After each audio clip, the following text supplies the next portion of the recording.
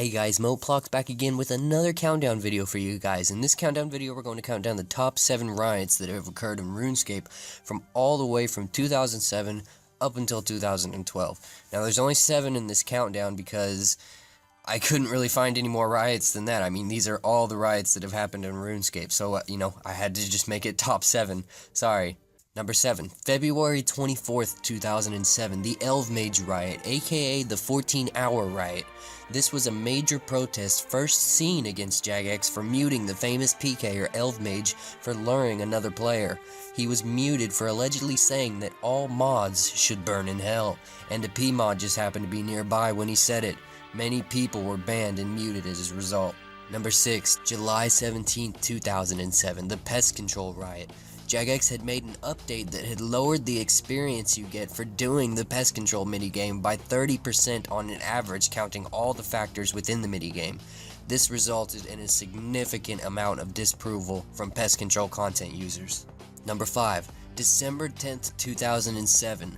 This one nearly lasted a week, and I think you guys know all about this one. It took place on World 66, and ever since, World 66 has always been known as the place to go if there's ever a riot needed because of updates.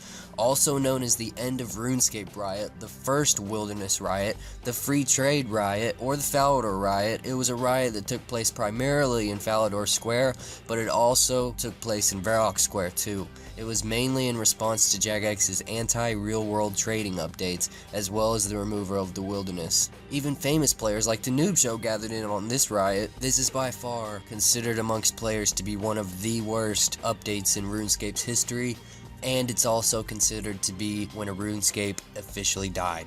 Number 4, the Mod Hasmo riot that took place on World 18. Shortly after Bounty Hunter was released, the riot was initiated by Mod Hasmo's visit to Edgeville.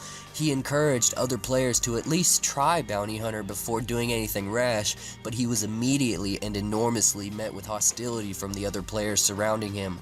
Hasmo was heavily flamed by players, many of whom were former PKers, stakers, and merchanters, all who had been affected by the free trade and wilderness updates. The riot lasted for 15 minutes and only ended after Mod Hasmo had finally left World 18. Number 3, March 3rd, 2010, the HP Riot.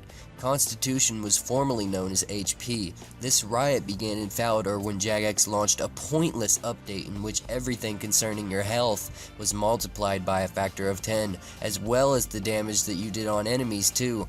Although it had no sizable effect on how the game was actually played, players still disapproved of Jagex changing a most basic attribute to RuneScape.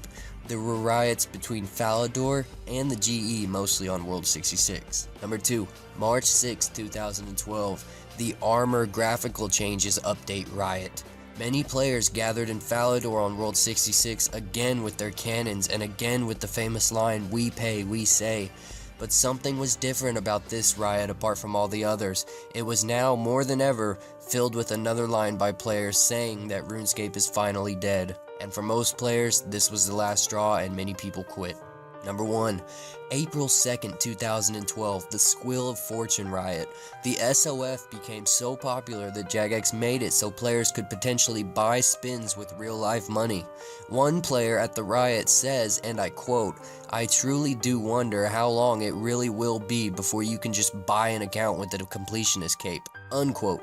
I'd like to read you a line from Jagex's website around the time of the removal of free trade in 2007, making their Squill of Fortune update quite hypocritical.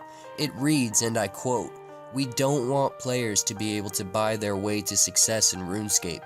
If we let players start doing this, it devalues RuneScape for others.